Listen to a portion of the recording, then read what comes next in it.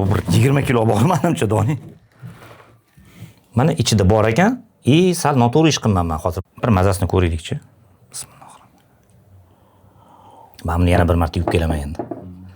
Hamma boshdan boshlaymiz hammasini. Do'stlar, assalomu alaykum. Demak, ko'rib turganingizdek, bugungi ko'raylik soni kofega bag'ishlangan. Ya'ni DeLonghi kompaniyasining dilerlari bizga mana shunaqa ajoyib bir kofe mashinani taqdim etishdi. Bugun uni qutidan chiqaramiz, ya'ni raspakovka qilamiz. Jamlamasida nima bor ko'ramiz. Va kofe haqida bir o'zim uchun bir qiziq ma'lumotga ega bo'ldim. Sizlar bilan o'rtoqlashaman shu masalada. Avvalambor aytib o'tishim kerak, bu DeLonghi kompaniyasining eng bir so'nggi rusumda ishlab chiqarilgan kofe mashinalaridan biri. Bu pol-avtomat mashina, ya'ni avtomatik ishlaydigan tizimi ham bor, lekin qo'lda bir boshqarilib turadigan tizimlari ham bor. Buni nimaga aynan shu kofe mashina olinganligi, qutidan chiqarishga, raspakovkaga va avtomatik kofe mashinadan nima ustunligi bor, nima kamchiligi bor, bular haqida demak kontent oxirida bir alohida fikr almashamiz. Hozircha esa qutidan chiqaramiz, nimalar bor ichida ko'ramiz.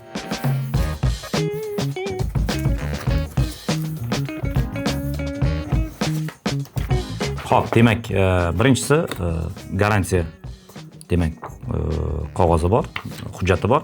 Ya'ni bu kofe mashinalariga va umuman DeLonghining bu yoqdagi rasmiy dilerlari orqali olingan mahsulotlarning hammasiga kafolat bor, ya'ni servis sentri bor bu kompaniyani O'zbekistonda, xususan Toshkentda.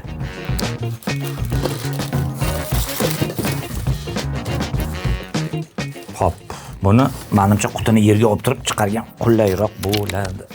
Xo'p, do'stlar, buni qutidan chiqarish jarayoni o'zi bo'lmadi. Juda ham katta va juda ham og'ir gadjet ekan bu. Operator ukamiz bilan birga bir amalab chiqardik. Shuning uchun o'rtada ozgina montaj qilinadigan jarayoni bo'ladi. Demak, mana ko'rinishi mana shunaqa. Endi DeLonghi kompaniyasi yana bir marta DeLonghi deb nimaga DeLonghi emasligini izoh berib o'tmoqchiman. Bundan bir 20 yilmi oldin, 15 yilmi oldin televideniyada ishlash jarayonida u yoqda Avtoolam degan dasturim bor edi. Demak, Avtoolamda Lamborghini haqida syujet tayyorlanganda men o'shanda bilganmanki, ya'ni italyan tili qoidalariga ko'ra G va H harflari qo'shib yozilganda, demak, G deb o'qilmaydi, G deb o'qiladi. Ya'ni Lamborghini emas, Lamborghini bo'ladi. DeLonghi emas, DeLonghi bo'ladi. Bu endi bir qisqacha shunaqa ma'lumot sizlar uchun. Xo'p, dizaynini ko'rib turibsizlar. Juda ham chiroyli, juda ham nafis, xrom juda ham ko'p, yaltiroq detallari juda ham ko'p, temir juda ham ko'p ishlatilgan va juda ham og'ir. Ya'ni bu plastik emas, haqiqatan og'ir agregat. Ko'p narsalari demak qo'lda amalga oshiriladi. Mana bu yoqqa demak urg'ulari solinadi kofeni. Demak, rajok orqali o'sha maydalangan kofe. Bunda endi hammasini ish jarayonida biz sizlarga alohida hali ko'rsatib beramiz, do'stlar. Hozircha mana qutidan chiqqan narsalar mana shular. Bu yerda mana energiya tizimiga ulash simi bor va bu yoqda yana alohida demak buni xo'p. Bu tozalash uchun qanaqadir alohida reaktivmi, ximikatmi, shunaqa narsa. Xo'p, qog'ozlari, mana kitobchalari. Demak, rus tilida ham bor ekan, mana o'zbek tilida ham bor ekan. Ingliz tilida juda ham ko'p tillarda bor ekan. Xo'p, ma'qul. Xullas, kitobchalari juda ham ko'p. Zerikib qolganda o'qisa bo'ladi. Demak, mana avtomatik kapuchinatori bor. Mana shunaqa uskunasi.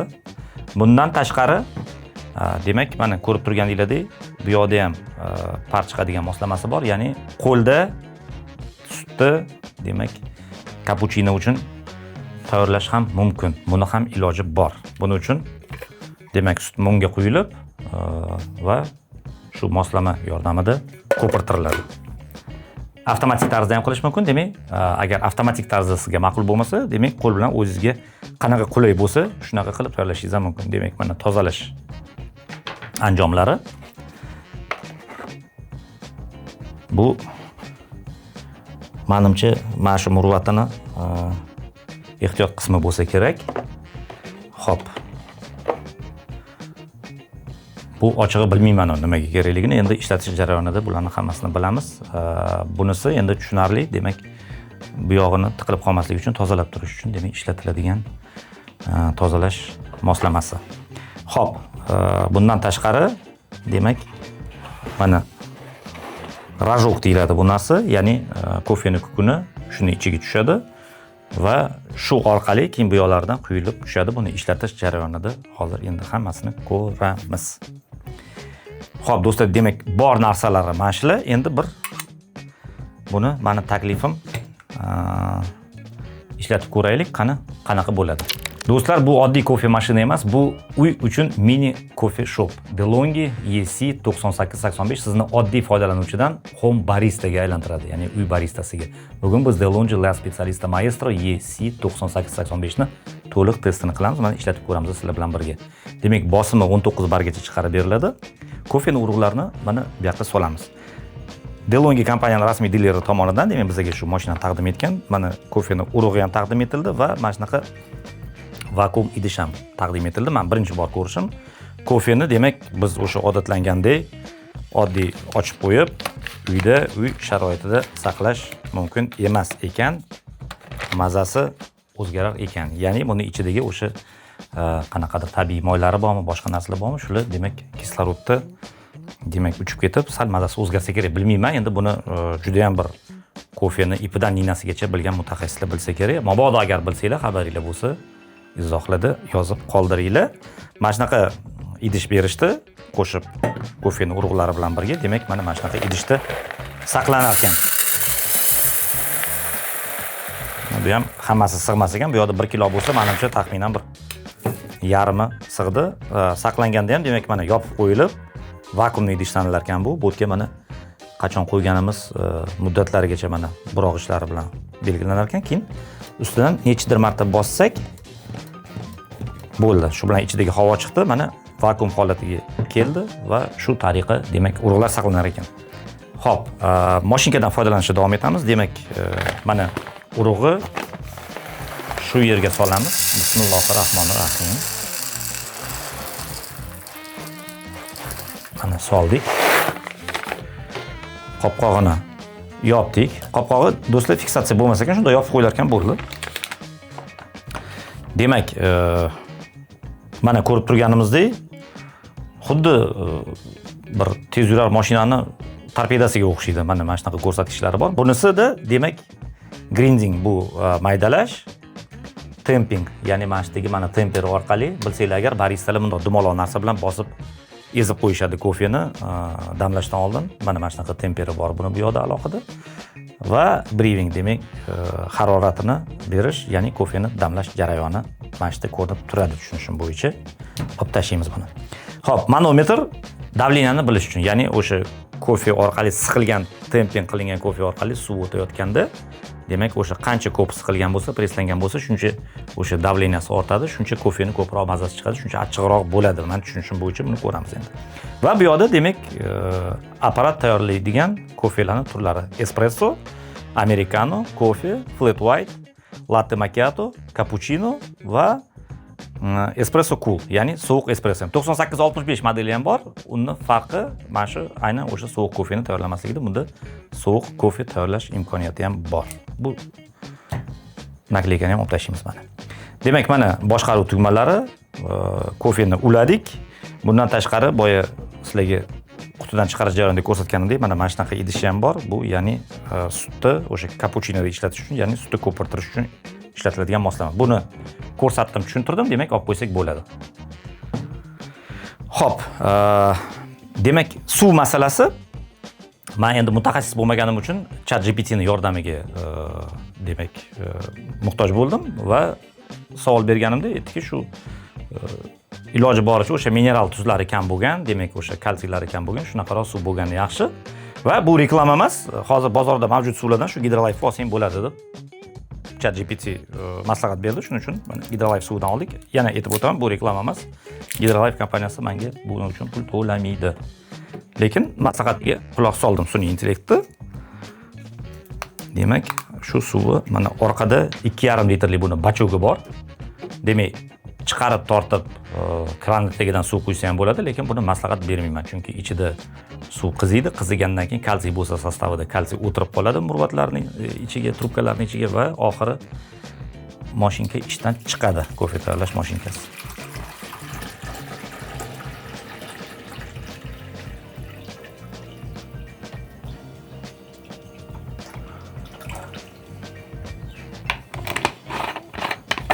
Do'stlar, demak 1,5 litr suv soldik hozir ichiga. Eslatib o'taman, bachog'i 2,5 litrli, ya'ni bir o'rtachadan sal kattaroq oilaga ham yetadi. Sababi bir finjon qahvangiz, masalan, espresso bir 50 ml bo'ladigan bo'lsa, amerikano 200-300 ml bo'ladigan bo'lsa ham ancha-muncha tayyorlab olishga yetadi. Tepasidagi paneli, demak, qizdirib turiladigan, ya'ni bu finjonni isitish uchun. Mana ikkita finjon biz tayyorlab qo'yganmiz, mana bilan operator ukamizga, demak, qahva ichish uchun.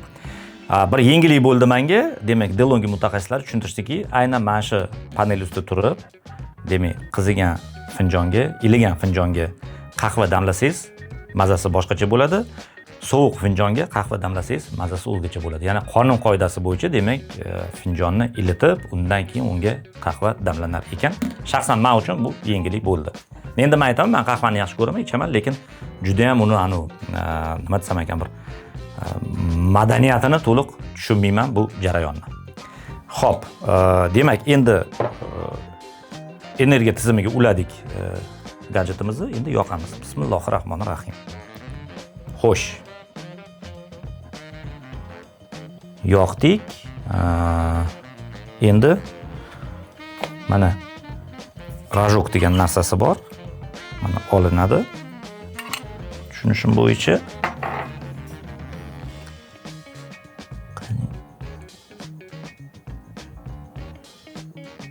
mana bu yoqda, demak,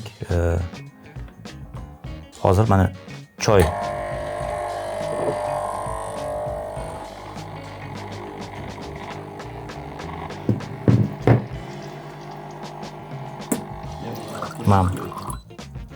demak, mana ichini tozalab yubordik, operator ukamiz aytdi, hozir bir tozalab yubordik ichini deb. Ichini tozalab yubordik, suv quyib yubordi.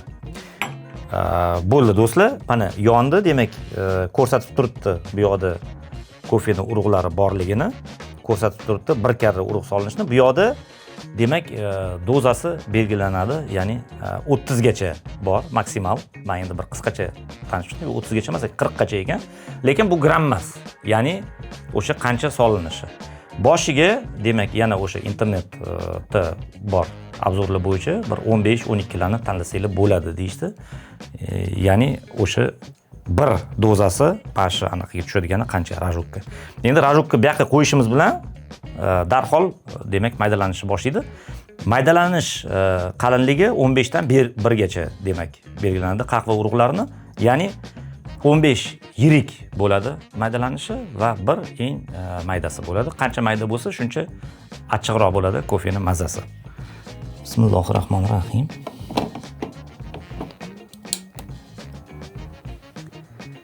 Mana bir karra, ikki karra bossa ham bo'ladi. 98-65 da shular avtomatik ravishda edi, shuning uchun uncha yaxshi bo'lmasdi. Hozir yaxshi, buni demak murvatdan biza yordam.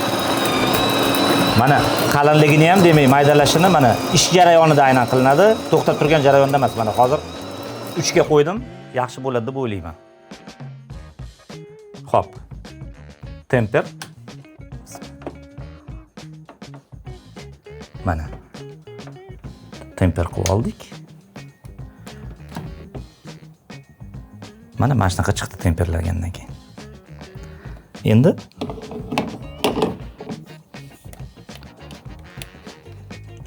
bu yoqqa qotiramiz. Tagiga finjonni qo'yamiz va temperaturasi ham mana masalan 5, 1, 2, 3, 4, 5. 5 endi eng issig'i, tushunishim bo'yicha 5 ga qo'yib ko'rdim. Issiq kofeni yaxshi ko'raman chunki. Okey. Eslatib o'taman, yana espresso turibdi bizda.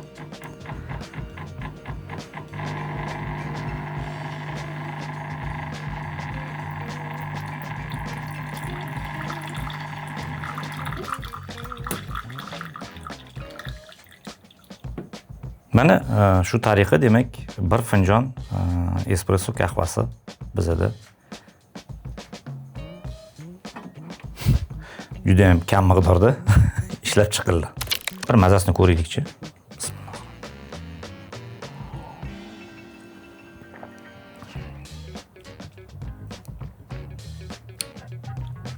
Juda ham achchiq va nima desam ekan, qahvaxonalardagidan ancha qanaqadir boshqacharoq, boyroq mazasi. Yo gadjet qo'limdaligi uchunmi, yo o'zim tayyorlaganim uchunmi bilmayman. Balkim shunaqa tuyulgandir, lekin menimcha juda ham yaxshi mazasi. Fikrim bo'yicha endi bir kofeni o'sha men aytgandek iste'mol qilish madaniyatini juda ham yaxshi bilgan odamlar bilan bir maslahat qilib, ular bilan bir kofe ichib ko'ramiz. Yana alohida bo'lishaman sizlar bilan taassurotlarim bilan. Endi espressoni tayyorladik. Men o'zi odatda amerikano ichaman. Bir amerikanoni ham ko'raylik qanaqa bo'lishini.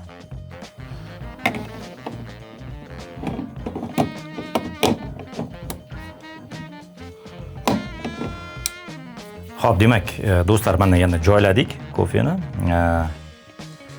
Yana demak, qani bir karra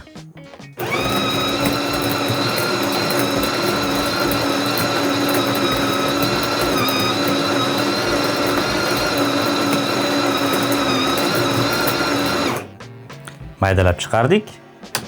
Mana bitta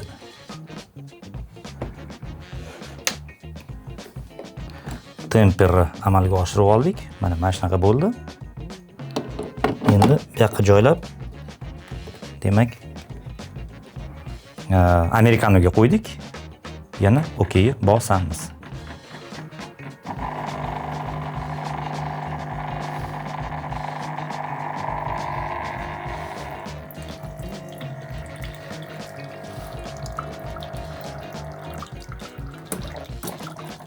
Demak, mana qahvani quydi oldim. Mana keyin issiq suv quydi. Bilsanglar agar, demak, amerikano o'sha espressoni suv bilan aralashtirilgani bo'ladi. Suyuqroq bo'ladi va hajmi ko'proq bo'ladi.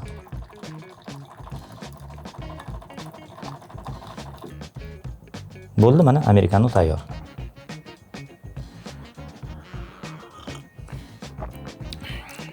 Menimcha sal suyuqroq. Endi tilini bilib olish kerak, bilishim bo'yicha bu mashinkani, chunki nihoyatda ko'p ekan sozlamalari. Bularning hammasini, masalan, men uchun bular hali savol, nima bu narsalari?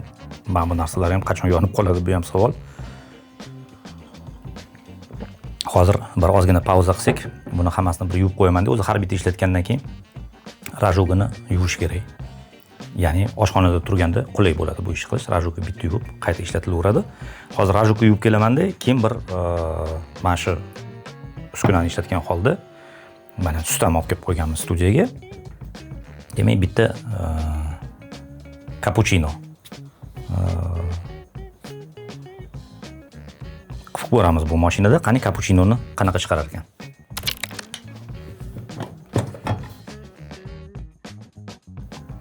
Xo'p, do'stlar, demak, mana sutimiz bor. Mana ozgina sut quydik.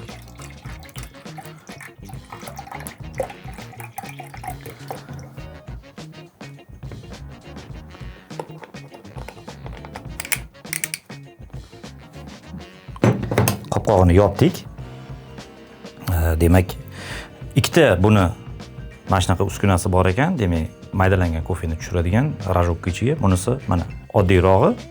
Bu professional baristalar uchun ekan, ya'ni shakli shunaqa ekanki, bu yerga o'sha hammasini bilib bo'lganingizdan keyin sizga 7 qulaymi, 3mi, 10mi maydalangani, bu yoqda dozirovkalari qanaqa ishlanadi, hammasini bilganingizdan keyin, buni professional darajada o'rganganingizdan keyin buni ishlatsangiz bo'ladi. Demak, endi boshlayotganlarga mana mana bunisi qulay ekan. Formasini mana shunaqa konus simonligiga bu ancha o'zi demak yaxshilab berar ekan kofeni mazasini. Shuning uchun biz endi hali professional darajadagi barista emasmiz. Shuning uchun bu bo'ladi bizga deb o'ylayman. Uni bir 20 ga tushirib qo'yamiz yana, chunki sal chuqurligi kamroq bunga nisbatan, ya'ni kamroq kofeni tushirishi uchun. Xo'p. Demak, soldik. Bu yog'ini sozlamalarni kapuchinoga qo'ydik. Demak, 20 ga qo'ydik dozasini. Demak, mana X1 agar 2 barobar ko'proq bo'lsa, mana X2 ni bosib qo'ysa ham bo'ladi. Bismillahirrohmanirrohim.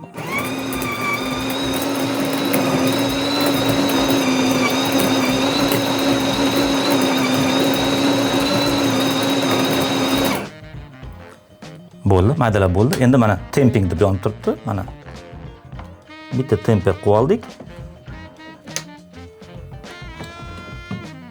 Mana shunaqa holatga keldi va bu yoqqa joylashtirib mana murvatini buramiz.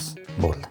Demak, bu bilan ham juda qulay bo'lar ekan bizlarni finjonni ishlatishda. Mana shunaqa qilib qo'yamiz va yana bir boyiga men bilmayman nima uchun deganim, mana bu narsa aynan o'sha demak kapuchino tayyorlash uchun kerakli anjom ekan. Buni mana bu yoqqa qo'yamiz. Bu yog'i bilan demak mana bu yoqdagi tuynukka joylaymiz. Mana joylab oxirigacha soldik. Demak buni mana bunda ko'tarib qo'ydik burnini, finjonni joylashtirdik va buni burnini yana tushirib qo'ydik ichiga. Xullas mana endi Bismillahirrohmanirrohim. Demak temperaturani tekshirib olib 5 ga qo'yilgan. Demak jarayonni boshlaymiz. Kapuchino bu yoqda. Bismillahirrohmanirrohim. Ko'ramiz endi.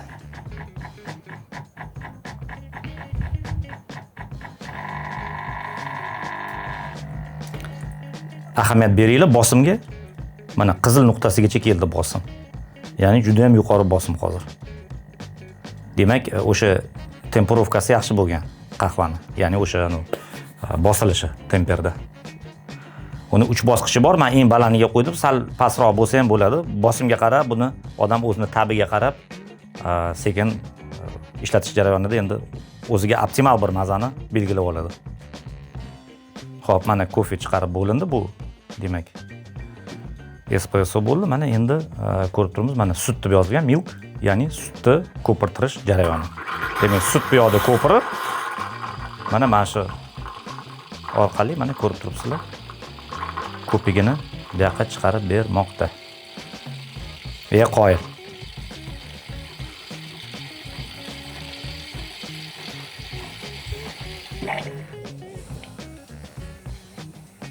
Ana bo'ldi. Sutimiz tugab qopti. Mana qizil chiroq yonib qoldi. Sutni sal kamroq qo'ygan edik. Sutimiz tugab qopti.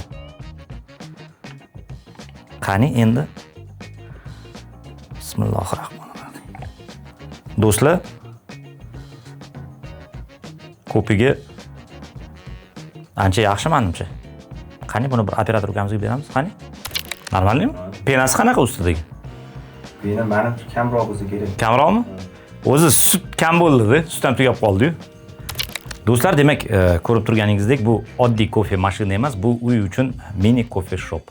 DeLonghi EC 9885 sizni oddiy foydalanuvchidan uy baristasiga aylantiradi. Demak, mana ochib ko'rdik, ishlatib ko'rdik. Asosiy xususiyatlari haqida gapirib beraman qisqacha. 19 bar bosimli professional pompasi bor. Ichiga o'rnatilgan, demak, kofe maydalagichi bor. 15 xil maydalash darajasini belgilasanglar bo'ladi bu yog'idan. Sensor grinding texnologiyasi ham bor. Smart temping station, demak, temperovka qilish uchun. Aktiv temperatura kontrol bor, ya'ni temperatura nazoratini 1 dan 5 bosqichgacha demak amalga oshirsanglar bo'ladi. Bir nechta tayyorlash rejimi bor, demak, espresso, americano, cappuccino, latte, flat white, cold brew, demak, cold extraction texnologiyasi ham bor bunda, ya'ni 5 daqiqa ichida sovuq kofe tayyorlab beradi sizlarga. Qo'lda ham demak kapuchinator bor, qo'lda ishlatsa bo'ladigan, avtomatik kapuchinator ham bor. Orqada suv soladigan idishi bor, bu 2,5 litrli. Va bir vaqtning o'zida mana ikkita espresso tayyorlasa ham bo'ladi. Katta finjonda ham, kichik finjonda ham qahva tayyorlash imkoni bor. Demak, qahva ta'mi ancha boy va professional chiqadi bu mashinkada. Shuning uchun avtomat mashinkalarni ishlatgan, demak, kofe ixlosmandlari borib mana shunaqa rashkovoy deyiladi bu endi. Rashkovoy kofe mashinalariga o'tishadi. Demak, to'liq avtomat kofe mashinalaridan asosiy ustunliklari bu kofe mashinalari. Qahva ta'mi ancha boy va professional chiqadi. Espressoda krema qalinroq va kofe shop vibe beradi. Maydalash darajasini qo'lda nazorat qilish mumkin, temperaturani aniq boshqarish mumkin. Kofe urug'laridan maksimal maza chiqarish imkonini beradi. Barista kabi tayyorlash hissini beradi sizga. Endi ko'rdinglar boya o'zinglar hammasini manual steam vent orqali yaxshiroq demak, ko'pik tayyorlash imkonini beradi sutdan. espresso extraction ustidan ko'proq nazorati bor va cold brew rejimi mavjud, demak o'sha sovuq kofeni tayyorlash uchun. Demak, to'liq avtomat mashinalarning endi pluslariga ham keladigan bo'lsak, bir tugmani bosish bilan kifoya, kamroq vaqt ketadi, kamroq tajriba talab qiladi, tozalash osonroq, oilaviy foydalanishga qulayroq. Ya'ni endi qisqacha aytganda, full avtomatik bu tez va qulay, La Specialista Maestro kofeni his qilish uchun deb bugungi kontentimizga men xotima yasagan bo'lardim. Do'stlar, agar sizlarga ma'qul bo'lgan bo'lsa, like bosinglar. Agar izohinglar qanaqadir bizni yoritib bera olmagan joyimizda bo'lsa, u haqida izohlarda yozib qoldirishlarini so'raymiz, fikringlarni. Obuna bo'linglar kanalimizga. Oldinda hali juda ham ko'p raspakovkalar, ko'p gadjetlar bor. Bizani ko'rib tomosha qilib turganingiz uchun rahmat. Obuna bo'lganingiz uchun rahmat. Like bosganingiz uchun, dislike bosganingiz uchun rahmat. Bildirgan fikringlar uchun rahmat. Yaxshi edi ko'rishinglar. Xayr.